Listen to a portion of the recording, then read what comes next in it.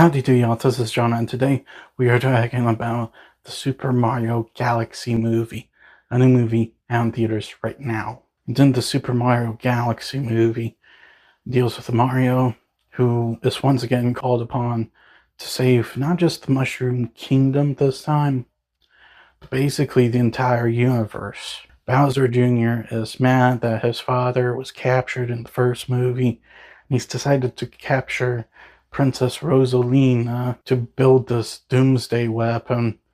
And yeah, Peach runs off, Mario runs off, and they all go to stop Bowser Jr. This movie's loosely, and I do mean loosely, based on Super Mario Galaxy, this video game that came out when I was a little kid. It was my first experience with Mario, if I'm being honest. Came out on the Wii, which was a great system. And even though as a kid I never finished that game, I loved it. I was just a little thing. I hardly ever finished games at the time. I didn't really start doing that until I was a little older. Now that there's a remastered version on the Switch, I've been meaning to buy the Switch version, play it again, hopefully this time finish it.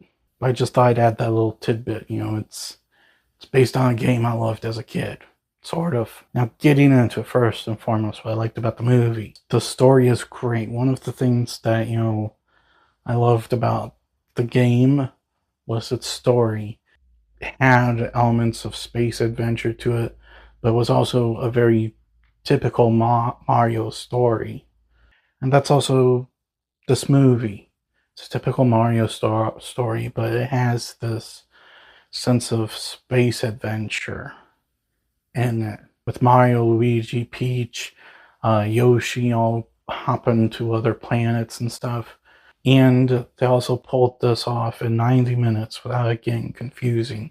They stay on each world just long enough to let it marinate with the audience, but also not feel rushed or feel like it's, they've been on it for too long. Mario and Luigi are great together, and Chris Pratt and Charles Day, I think his name is, as the voices for Mario and Luigi, are also great. They don't do anything new with these characters. They're shared learning experiences in the first movie, but at the same time, they don't do anything to make you hate the characters. You like them and they genuinely feel like brothers. There's this one particular moment where they're, kind of making fun of each other, which that's just something brothers do. My little brother and I, we do that to each other all the time. We make fun of each other because that's just what brothers do. And it's playful, there's nothing hostile about any of that. They do something new with Princess Peach in this movie. When she was introduced in the last movie, she had this, mystery with her backstory. She didn't know where she was from. She didn't know who she was. Heck, her birthday isn't even her actual birthday. Her birthday is the day the mushroom people, the toads, found her. But they dwell into that a little bit, and I'm not gonna say exactly what it is because I don't want to spoil it, but they dwell into it, and it's done in this satisfying way. There's also some new characters in the movie, like Rosalina. Princess Rosalina is a great character from the video games, and they do her justice with this movie. I will admit she's not in it as much as I would like, but everything about her, she's just Rosalina from the video game, brought to life. And that's not an insult, that's a compliment. Because I don't really think that, changing Rosalina in any way, shape, or form would have benefited the movie. And on top of that, Brie Larson does a great job voicing Rosalina. As far as the animation goes, the movie's animated by Illumination. There are great little animation company. They don't do huge movies that much. I think the Mario movies are like the biggest movies they've made, but this is very Illumination. The way the movie looks, it's very Illumination. And Illumination does great animation. And they do this without spending $200-300 million like Pixar does now. In terms of problems with the movie, I do feel like the middle section kind of dragged on a little bit. This was a problem I had with the first movie as well. The middle section just isn't as interesting as the opening or the end section. The middle part just kind of dragged a little bit. Not to the point where it completely ruined the movie. It's just, the middle section just did not feel as well written or executed as the rest of the movie. I also don't think that the humor landed as well as it did in the first film.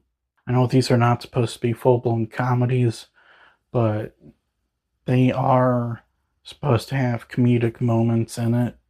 And the first movie, the funny moments, they landed usually. This movie, not so much.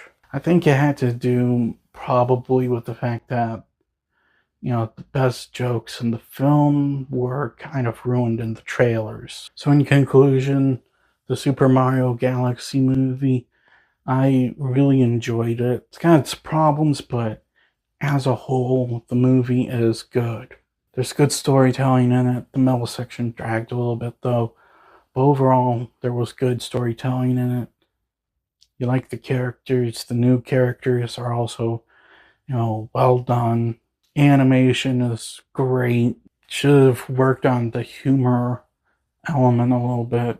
But all in all, I enjoyed the Super Mario Galaxy movie. And, I can't wait to play the video game again. I'm not kidding. It has me wanting to just buy a copy now and play it. I'm going to give the Super Mario Galaxy movie an 8. Well, that's all the time I have for today. Please look forward to more videos real soon. Please hit the like button if you enjoyed this video. Please also subscribe if you're new to the channel. Please don't forget, I also have a secondary channel where I do gaming content. Please go check it out. And as per usual, please remember to put that ski well right.